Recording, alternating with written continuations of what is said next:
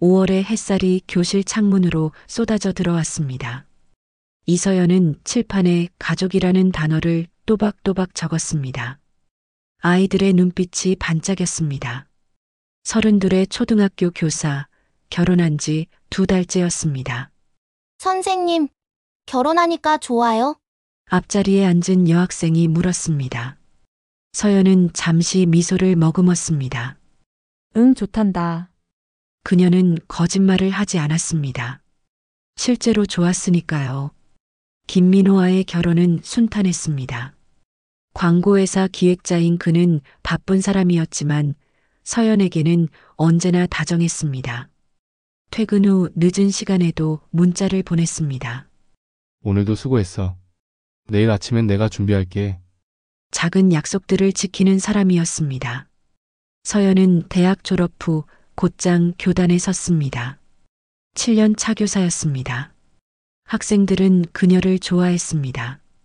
수업이 끝나면 손편지가 책상 위에 쌓였습니다. 선생님, 오늘 수업 재밌었어요. 선생님 목소리는 따뜻해요. 서연은 그 편지들을 하나하나 읽으며 보람을 느꼈습니다. 이 일을 계속하고 싶었습니다. 아이들 곁에 있고 싶었습니다. 민호와는 소개팅으로 만났습니다. 2년 전 봄이었습니다. 친구의 소개였습니다. 첫 만남에서 민호는 조용했습니다. 말이 많지 않았지만 눈빛은 진지했습니다. 두 번째 만남에서 그는 물었습니다. 선생님이라는 직업 힘들지 않으세요? 힘들죠. 하지만 의미 있어요. 그 대답에 민호는 고개를 끄덕였습니다. 서연은 그 순간 이 사람이 자신을 이해한다고 느꼈습니다. 연애는 차분하게 흘러갔습니다. 싸움이 거의 없었습니다. 민호는 서연의 의견을 존중했고 서연은 민호의 바쁜 일정을 배려했습니다. 청혼은 평범했습니다. 한강변 벤치에서였습니다. 민호는 반지를 꺼내며 말했습니다. 서연 씨, 저와 평범한 가정을 꾸려주시겠어요? 서연은 울지 않았습니다. 다만 조용히 고개를 끄덕였습니다. 그게 그녀의 방식이었습니다. 결혼식은 소박했습니다. 가까운 사람들만 초대했습니다. 서연의 부모님은 일찍 돌아가셨습니다. 아버지는 그녀가 20살 때, 어머니는 25대였습니다. 그래서 결혼식장에는 친척 몇 명과 친구들만 있었습니다. 민호의 가족은 화목했습니다. 부모님과 누나가 있었습니다. 장모 없는 사위를 반가워했습니다. 신혼집은 작았습니다. 방 2개에 거실 하나. 서연은 만족했습니다. 민호는 주말마다 가구를 옮기며 집을 꾸몄습니다. 여기에 책장 놓을까? 응, 좋아요. 두 사람의 대화는 늘 그렇게 평온했습니다. 결혼 2달째, 서연은 입덧을 시작했습니다. 아침마다 속이 뒤집혔습니다. 병원에 갔습니다. 의사는 웃으며 말했습니다. 축하드려요. 임신 6주차입니다. 서연은 진료실을 나오며 민호에게 전화했습니다. 그는 회의 중이었지만 바로 받았습니다. 여보, 나 아기 생겼어요. 전화 너머로 침묵이 흘렀습니다. 그리고 민호의 목소리가 들렸습니다. 진짜요? 진짜? 응. 지금 어디예요? 바로 갈게요. 1시간 뒤 민호는 병원 앞에 도착했습니다. 그는 서연을 안았습니다. 오래 꽉. 서연은 그의 심장 소리를 들었습니다. 빠르게 뛰고 있었습니다. 그날 밤 두 사람은 거실에 앉았습니다. 민호는 서연의 배를 조심스럽게 어루만졌습니다. 우리 아이는 사랑으로 키우자. 절대 화내지 말고 항상 웃어주자. 서연은 고개를 끄덕였습니다. 그녀도 같은 생각이었습니다. 자신이 받지 못한 것들을 아이에게 주고 싶었습니다. 따뜻한 집, 안전한 품, 변하지 않는 사랑. 다음 날부터 민호는 육아서를 읽기 시작했습니다. 퇴근 후 서점에 들러 책을 샀습니다. 초보 아빠를 위한 안내서, 태교의 모든 것. 서연은 그 모습이 귀여웠습니다. 민호는 진지했습니다. 형광펜으로 밑줄을 그으며 읽었습니다. 여보, 여기 보니까 클래식 음악이 좋대요. 그래요? 틀어봐요. 민호는 휴대폰으로 음악을 틀었습니다. 잔잔한 선율이 거실에 흘렀습니다. 서연은 소파에 기대어 눈을 감았습니다. 평화로웠습니다. 이 순간이 영원했으면 좋겠다고 생각했습니다. 하지만 서연은 몰랐습니다. 평화는 늘 짧다는 것을, 약속은 쉽게 깨진다는 것을, 그리고 사랑이라고 믿었던 것이 때로는 다른 이름을 가지고 있다는 것을. 어느 날 밤 민호의 휴대폰이 울렸습니다. 그는 황급히 전화를 받으며 발코니로 나갔습니다. 서연은 그 뒷모습을 바라봤습니다. 민호의 어깨가 긴장해 있었습니다. 통화는 길지 않았습니다. 그는 돌아와 아무렇지 않게 웃었습니다.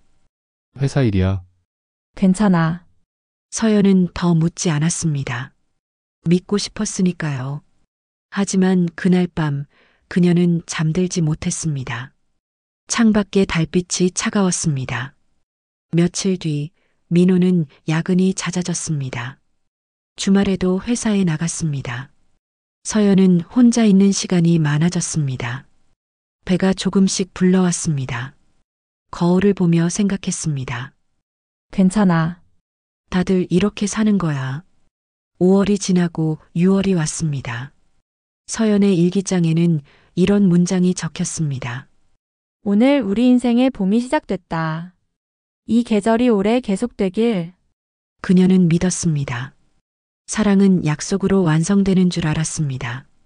하지만 곧 예기치 못한 겨울이 찾아올 것이었습니다. 임신 24주가 되던 날 서연은 배의 묵직함을 느꼈습니다. 평소보다 무거웠습니다. 병원 정기검진에서 의사는 잠시 초음파 화면을 응시했습니다. 선생님, 뭔가 이상해요. 서연이 물었습니다.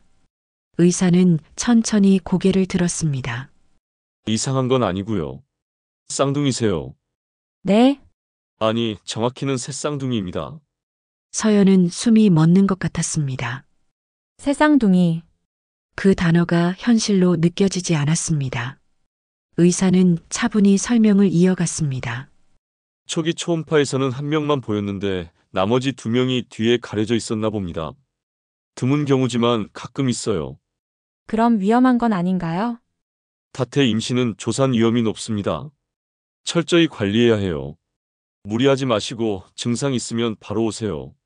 서연은 고개를 끄덕였습니다. 병원을 나오며 민호에게 전화했습니다.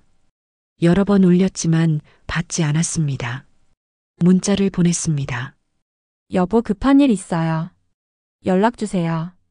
답장은 1시간 뒤에 왔습니다. 회의 중.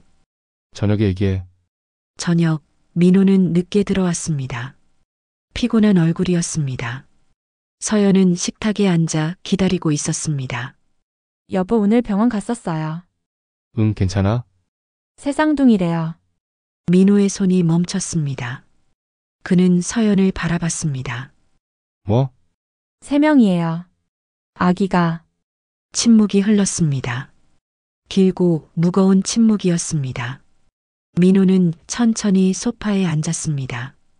고개를 숙인 채 아무 말도 하지 않았습니다. 서연은 그의 반응을 기다렸습니다. 하지만 그는 입을 열지 않았습니다. 걱정돼요. 서연이 조심스럽게 물었습니다. 민호는 고개를 끄덕였습니다. 솔직히 당황스러워. 하나도 부담인데 3명이라니. 하지만 우리 아이잖아요. 알아. 그냥 시간 좀 줘. 민호는 방으로 들어갔습니다. 서연은 거실에 혼자 남았습니다. 차가운 공기가 흘렀습니다. 다음 날부터 민호는 더 늦게 들어왔습니다. 주말에도 집에 있지 않았습니다. 회사 일이 많아져서. 라는 말만 반복했습니다. 서연은 묻지 않았습니다. 하지만 불안은 커져갔습니다. 임신 28주가 되던 날 친구들이 찾아왔습니다. 작은 베이비 샤워를 준비했습니다. 풍선과 케이크, 아기 옷이 담긴 선물들. 서연은 오랜만에 웃었습니다. 새 쌍둥이면 진짜 대박이다. 이서연 너 정말 대단해.